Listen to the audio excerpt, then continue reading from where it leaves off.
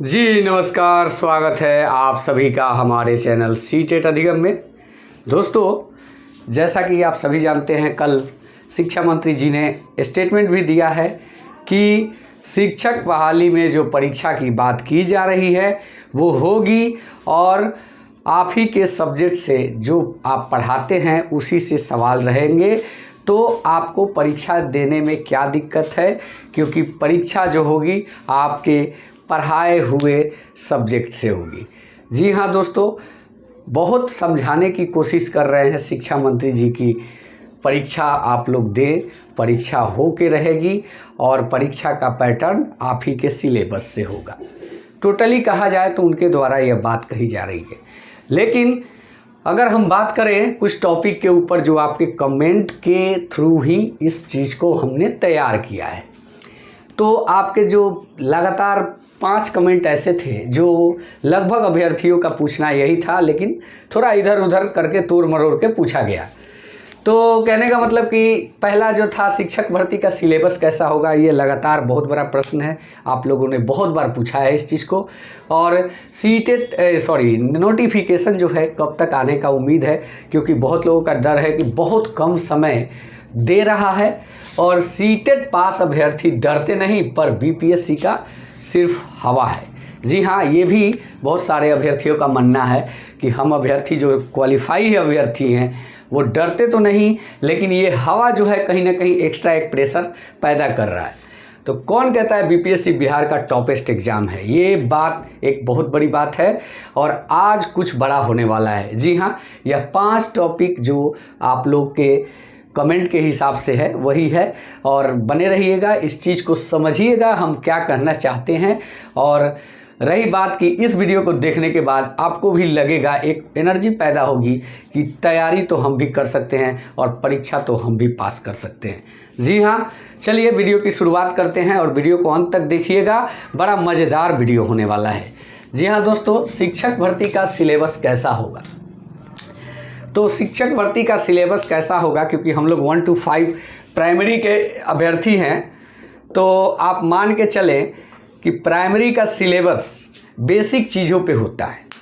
जी हाँ, जैसे मैथ का है तो मैथ का बेसिक चीज़ होता है, और जीके जीएस होगा तो बेसिक चीज़ें होंगी। जैसे मान लीजिए कि पूछ दिया कि बिहार के प्रथम मुख्यमंत्री कौन हैं, मान लीजिए कि पूछ दिया कि सबसे ज़्यादा जो धार्मिक हिंदुत्ववादी का जो क्या कहते हैं आरंभ हुआ, मंदिरों का निर्माण हुआ, वो कौन से काल में हुआ, ये भी पूछ सकता है। बहुत ऐसी चीज़ें हैं जो बेसिक चीज़ हैं जो आप जानते हैं, उसी को पूछने जा रहा है।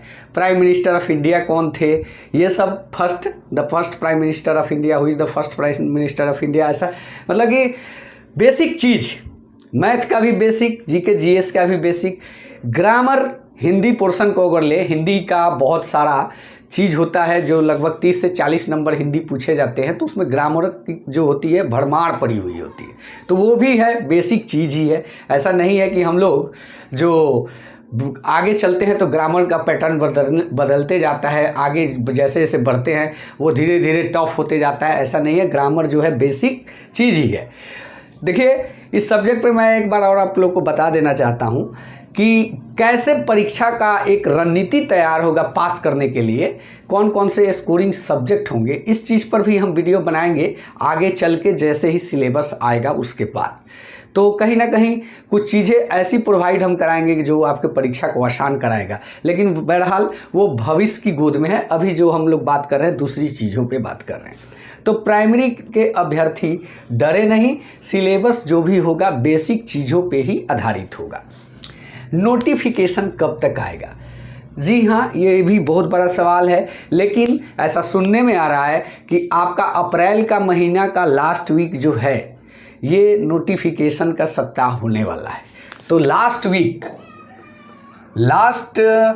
वीक जो है ये नोटिफिकेशन का सप्ताह होने वाला है। सीटेट पास अभ्यर्थी डरते नहीं, पर बीपीएससी का सिर्फ हवा है। जी हाँ, एकदम बिल्कुल बात है। बहुत सारे अभ्यर्थियों का मानना है कि जब हम लोग सीटेट क्वालिफाई कर सकते हैं, ध्यान से सुनिएगा, क्योंकि अब तक जो हम लोगों ने पढ़ा था वो ऐसा पढ़ा था, math, science, Hindi, English, Sanskrit, subjective चीज़ पढ़ा था। लेकिन अचानक एक मोड़ आता है कि बच्चे के विकास के बारे में पढ़ना पड़ता है, बच्चे के शिक्षण के बारे में पढ़ना पड़ता है। एक शिक्षक के रूप में आपकी शिक्षण विधि क्या होती है इसके बारे में पढ़ना पड़ता है। उसके शारीरिक, मानसिक, संज्ञानात्मक, सामाजिक सारी चीज़ों का विकास हम किस प्रकार से करेंगे, वृद्धि और विकास में अंतर क्या है।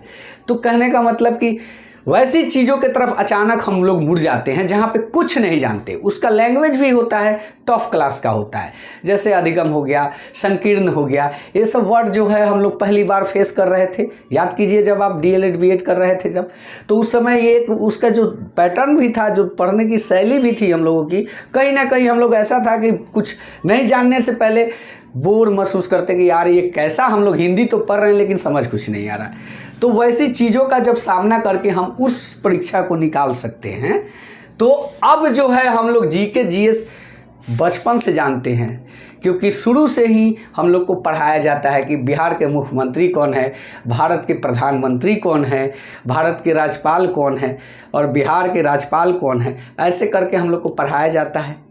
तो कहीं ना कहीं हम लोग को इन सब चीज़ों का नॉलेज पहले से होता है। जी हाँ, मैंने एक गलत बात बोल दिया, भारत का राज्यपाल नहीं, भारत का उपराष्ट्रपति, राष्ट्रपति बोला जाता है। तो कहीं ना कहीं मैंने इस चीज़ को गलत बोल दिया, इसके लिए क्षमा चाहता हूँ। फ्लो में थोड़ा सा कभी कभी गलती हो जाता है, उसको आप लोग माइंड मत कीजिएगा। तो ऐसा नहीं है कि हमको उस चीज़ की नॉलेज नहीं है। तो कहीं ना कहीं बेसिक चीज़ हम लोग बच्चे से भी पूछते हैं। कोई आता है, टीचर बाबू किस क्लास में पढ़ते हो, तो हमारे घर के बच्चे, जैसे हम भी किसी दिन बच्चे हुआ करते थे तो पूछा करता था कोई कि आपके फादर के नाम क्या है, मदर के नाम क्या है, आपके मुख्यमंत्री का नाम क्या है, आपके भारत के रेल मंत्री का नाम क्या है, ऐसे करके पूछा जाता था। मैथ के भी कुछ सवाल पूछे जाते थे कि 5 रुपये आपके पास है, 2 रुपया फलाने को दे दिए तो आपके पास कितना बचा। तो ये सब बेसिक चीज़ें जो है ये पहले से ही पूछा जाता था और ये इसके बारे में हम लोग जानते थे, लेकिन यहाँ तो कुछ नहीं जानते थे। तो रही बात कि जब कुछ ना कुछ इसमें जानते ही हैं तो हम लोग क्रैक तो कर ही सकते हैं, और थोड़ा इसको डेवलप करना होगा, थोड़ा स्टडी की ज़रूरत पड़ेगी। हो सकता है कि एक स्टेप और ऊपर की तैयारी करनी पड़े, तो हम लोगों को डरने की बात नहीं है। तो इसीलिए कुछ अभ्यर्थियों का मानना है कि BPSC जो है एक हवा है। कौन कहता है BPSC बिहार का टॉफेस्ट एग्ज़ाम है? जी हाँ दोस्तों, एनर्जी लेवल ऐसा लगाना है, ऐसा लगाना है, रिजल्ट का परसेंटेज ऐसा दे देना है कि एक बार फिर BPSC को सोचना पड़ जाए कि हाँ, बिहार का टॉफेस्ट आयोग हम नहीं हैं।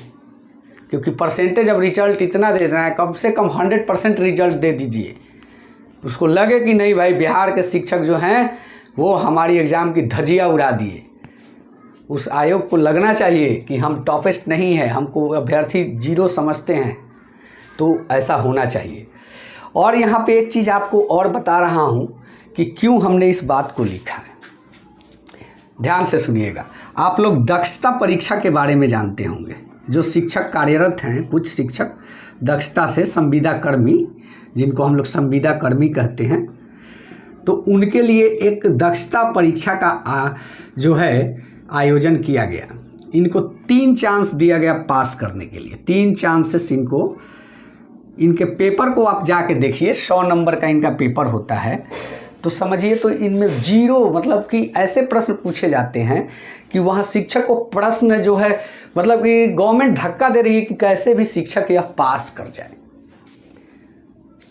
सेम चीज़ यहाँ पे भी है। 1 to 5 में आपके पहले से इनके कार्यरत शिक्षक हैं और आपको भी 1 to 5 का शिक्षक बनना है। तो आप यह समझें कि परीक्षा का पैटर्न कैसा होगा। क्या बिहार सरकार चाहेगी कि जो उनके टीचर पढ़ा रहे हैं वो परीक्षा फेल करके जाएं और बच्चों के सामने कहें कि हम जो है शिक्षक का परीक्षा दिए लेकिन फेल करके आएँ? और क्या सरकार चाहेगी कि एक फेल्ड टीचर से बच्चों की शिक्षा दिलवाए? तो इस चीज़ को ध्यान में रख के भी अगर एक साथ परीक्षा होती है शिक्षक और शिक्षक अभ्यर्थियों की, तो इस चीज़ का विशेष ध्यान दिया जाएगा कि ये जो शिक्षक कार्यरत हैं ये कहीं फेल ना करें। तो परीक्षा का पैटर्न इनके चलते इजी होगा। 1 to 5 हो, चाहे 6 to 8 हो, चाहे सेकेंडरी हो, चाहे हायर सेकेंडरी हो। इन्हीं के चलते इजी होगा, क्योंकि हम लोग अगर फेल करते हैं तो हमारी इज्जत नहीं जाएगी, क्योंकि हम अभ्यर्थी हैं, और ये फेल करते हैं तो मास्टर जी फेल किए, बच्चे को गलती से भी अगर पता चल गया तो स्कूल में तो इज्जत गई ही गई। लेकिन अभिभावक क्या सोचेंगे कि जिस टीचर से हम अपने बच्चे को पढ़ा रहे हैं वो टीचर को किसी चीज़ की नॉलेज नहीं है। तो इस चीज़ का ध्यान गवर्नमेंट रखेगी, ये गवर्नमेंट का रिस्पॉन्स है कि उसके शिक्षक कैसे पास करेंगे। तो परीक्षा का पैटर्न इजी रहने वाला है, हार्ड नहीं रहने वाला है। आप एग्जाम्पल के तौर पर ये संविदा कर्मियों का जाके आप क्वेश्चन पेपर को देख सकते हैं। 100 नंबर का इनका क्वेश्चन पेपर है, आप देखिएगा तो 100 में 100 बना दीजिएगा, ये मेरी गारंटी है। आज कुछ बड़ा होने वाला है, जी हाँ, आज कुछ बड़ा होने वाला है। जैसा कि आप सभी जानते हैं, आज जो है कैबिनेट की बैठक है, और आज कैबिनेट की बैठक में हमें लगता है कि इस बार का सब्जेक्ट शिक्षा विभाग ही होगा। इस बार का जो सब्जेक्ट होगा शिक्षा विभाग होगा, क्योंकि बहुत ज़्यादा इस सप्ताह में शिक्षा को लेकर किरकिरी हुई है, शिक्षक भर्ती को लेकर किरकिरी हुई है। शिक्षक अभ्यर्थी और शिक्षक कर्मी जो समान कार्य समान वेतन की मांग कर रहे थे, राजकर्मी की मांग कर रहे थे, जो शिक्षक अभ्यर्थी रोड पे उतरे और बहाली की मांग कर रहे हैं, तो कहीं ना कहीं इसमें कुछ तेज़ी आएगी और सभी की समस्याएं को सुना जाएगा, क्योंकि पॉइंट वाइज समस्या लोग पहुंचा चुके हैं ऑलरेडी शिक्षा विभाग में। जैसे हम और आपकी बात करें तो हम लोग भी परीक्षा में कुछ संशोधन चाहते हैं, वो भी बात चली गई है। शिक्षक भी कुछ चाहते हैं, उनकी भी बात चली गई है। तो कहीं ना कहीं आज शिक्षकों के लिए बड़ा दिन होने वाला है।